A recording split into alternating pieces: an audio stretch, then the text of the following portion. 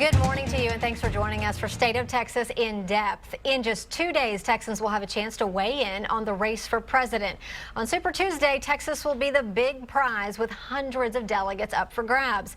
Joining me this morning to talk about what to expect, Lauren Macgaughy from the Dallas Morning News. You're based here in Austin. Thanks for being with us. No problem. All right, so we're coming off South Carolina primaries last night. What can we expect from the Democrats in Texas? Well, we had Bernie Sanders here this weekend. It was his first trip to Texas in about 7 months, so he was in Austin and Dallas. Huge turnout for him, about 10,000 here and about 7,000 in Dallas. So he really got people out right ahead of Super Tuesday, reminding them that he's on the ballot. But, you know, what we're seeing in the polls is that Hillary Clinton is far ahead of Bernie Sanders here in Texas. She has a great base among Latino and Black voters here, and so all signs point to her being maybe 20 points or so ahead of him, but we'll have to see. Who knows what's going to happen on Super Tuesday. Yeah, for sure. We had another 1,000 watching our live stream of Bernie Sanders' rally here in Austin yesterday as well. What is it that is bringing these candidates to Texas right now? Bill Clinton's coming here tomorrow to campaign for his wife. There are tons of delegates up.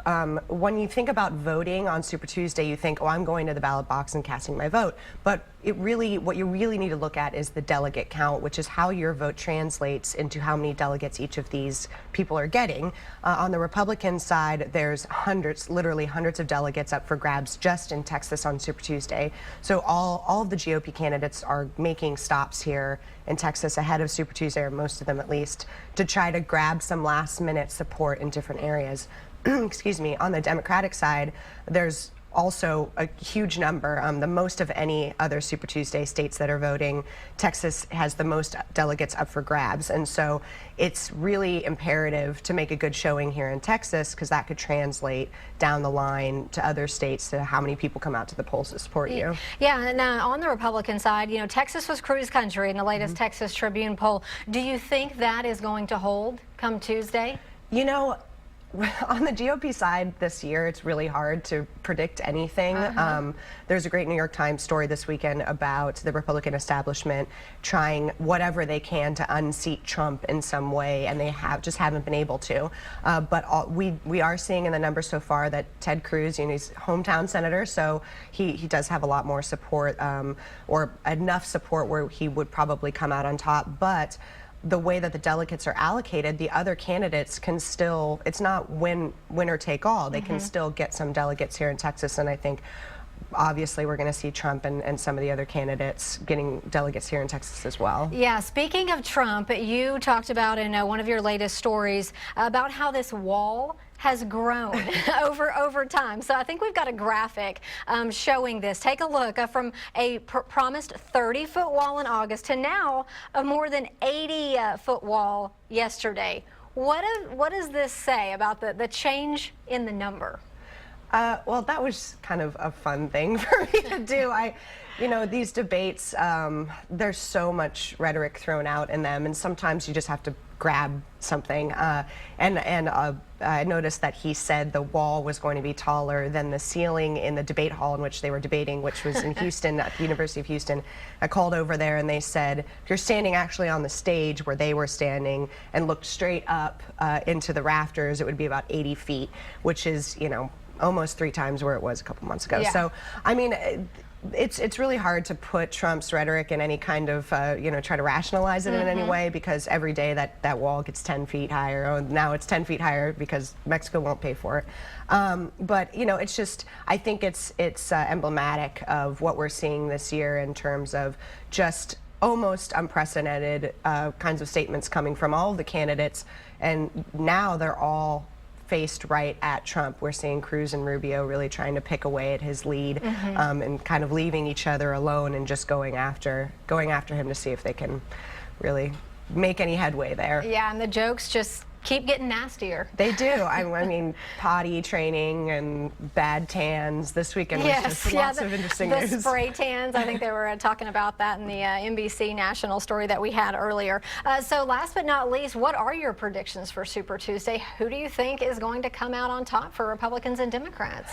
I think we are seeing the numbers hold pretty strong for Cruz, so I think he can eke out a win here. You know, he does have enough support among evangelical and Tea Party voters where I think he would be able to do that in Texas.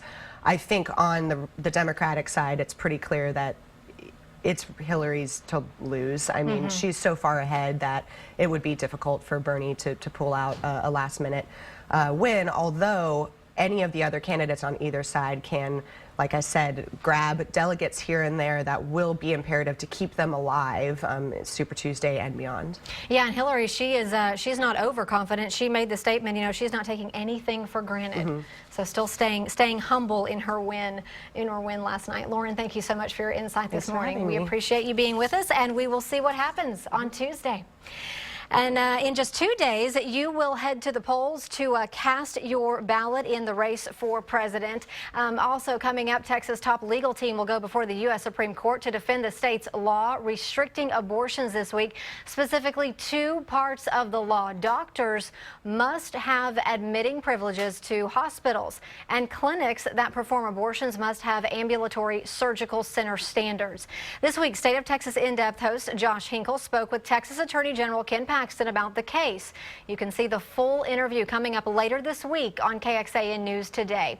This morning, Paxton talks presidential politics as Texas's primary is just days away. He won't say who he's supporting, but the outcome could have a major impact on his office. Is it exciting to be, you know, in state government where you can help the outcome of some of these cases, knowing that we're going into a different president's administration soon? Yeah, I mean, I've always liked state government. It seems like Texas takes a lead on all of these types of issues and has for years. Governor Abbott did a great job doing that. And so we have a history of leading other states in defending state sovereignty and defending the Constitution. So it's probably in your best interest to get a president that you feel like is aligned with what Texas's goals are. Yeah, and one that cares about the Constitution. I mean, fundamentally, you can have disagreements over policy and you fight that out in a legislative process, and somebody wins, somebody loses, or there's some kind of compromise. Usually there's a compromise. But the system wasn't set up, the Constitution wasn't set up for one person, whether he be a Republican or a Democrat, to change the law. And I don't think that's good, because you set that precedent, and you may love what this particular president is doing, but then you end up switching parties and you have a president doing something very different and you won't like it. So the process needs to work the way the founders set it up, so that one person doesn't have the power and is basically unstoppable. You can join Josh every Sunday morning at 8:30 for State of Texas In-Depth, a look inside Texas politics.